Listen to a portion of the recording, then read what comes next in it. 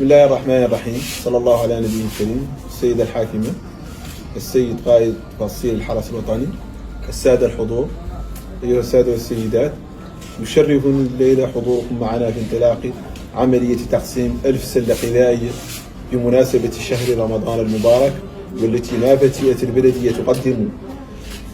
تقوم بتقسيمها كل سنة في هذا الشهر المبارك.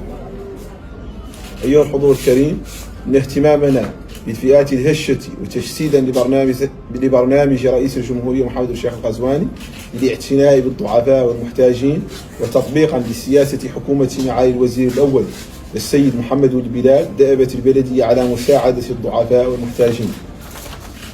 وقد وضعت البلدية ضمن أولوياتها تقديم المساعدة حسب إمكاناتها من أجل تحسين الظروف المعيشية للمواطنين وتكريس قيم التكافل ومد يد العون للأشخاص المحتاجين في شهر رمضان المبارك.